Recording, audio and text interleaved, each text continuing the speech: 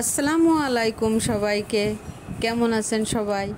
আশা করি দেশে যে যেখান থেকে দেখছেন সুস্থ আছেন, ভালো আছেন। আলহামদুলিল্লাহ আমরাও আল্লাহর রহমতে সুস্থ আছি, ভালো আছি। প্রচণ্ড গরম পড়ছে। ঘুম থেকে উঠেই নাস্তা খেয়ে এই তো ভাবছি যে বাইরের যে কাজগুলো আছে রোদ্দুর বেশি উঠার আগেই সবগুলো কাজ গুছিয়ে নিই। যে কথা সেই কাজ চলে আসছি আজকে নিচেই সকালেই এসে এই যে আমার বাড়ির সামনে আলহামদুলিল্লাহ অনেকটাই জায়গা, সেটা ঝাড়ু দিয়ে পরিষ্কার করে এই তো এখন আমি চলে যাচ্ছি ছাদে। ছাদটাও ঝাড়ু দিব, গাছে পানি দিব।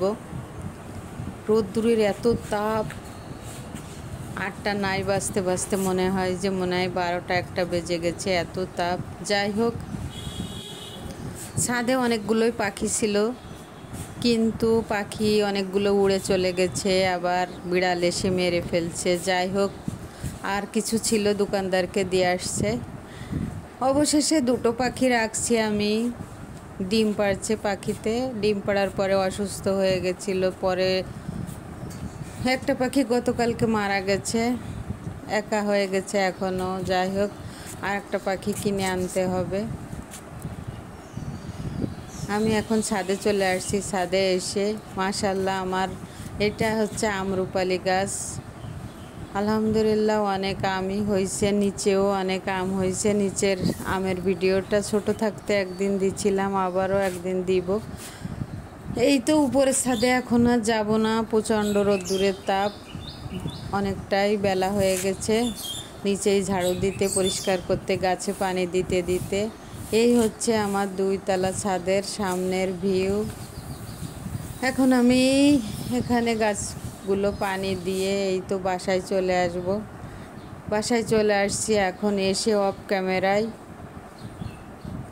3টে বেডরুম, ডাইনিং সব কিছু গুছিয়ে নিচ্ছি আস্তে আস্তে।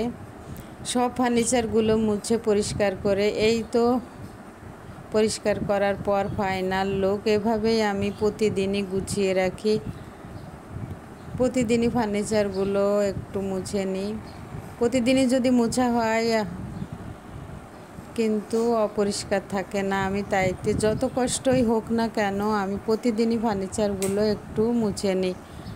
আর মাসে একবার হয়তো ডিপ ক্লিন করি, সব কিছু বাইর করে ধুয়ে পরিষ্কার করি। এই তো সবগুলো রুমই এভাবেই আমি পরিপাটি করে রাখি প্রতিদিনই। পরিপাটি করা শেষ, এখন আমি চলে যাব কিচেনে রান্নাবান্না করার জন্য।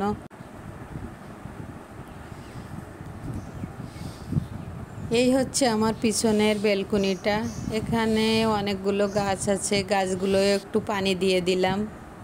পানি দেওয়া শেষ।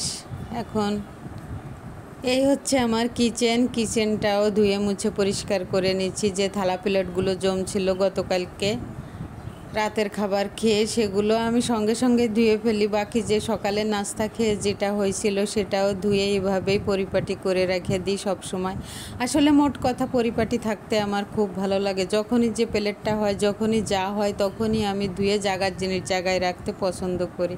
এলোমেলো দেখতে একটুই ভালো লাগে না। যত কষ্টই হোক, যতই অসুস্থ হোক না কেন, আমার এরকম পরিপাটি থাকতেই ভালো লাগে। যাই হোক, আমার যা আছে সেটা নিয়েই আমি আলহামদুলিল্লাহ খুশি। ইতিমধ্যে আপনাদের ভাইয়া ছাদ থেকে কিছু জামরুল পেড়ে আনছে 3 তলার ছাদের থেকে। গাছটা মাশাআল্লাহ অনেক লম্বা হয়ে গেছে।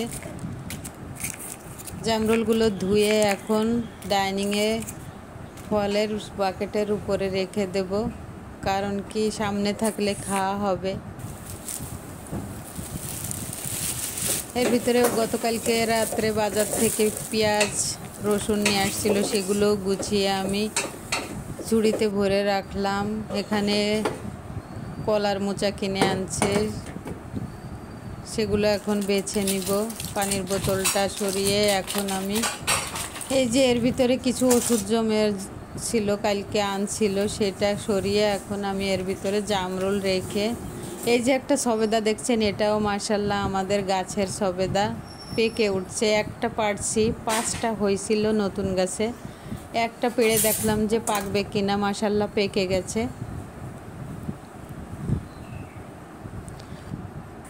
এই তো সকালের এভাবেই সব কিছু কাজ করে নিলাম। প্রতিদিনই এভাবেই ব্যস্ততার ভিতরে চলে যায়। প্রতিদিন ফজরের আজান দেওয়ার পরে শুরু হয় কাজ একদম 11টা পর্যন্ত। সকালে ছাদ, উঠান, বাড়ি, রুম সব কিছু করে এই তো এখন 11টা বাজে।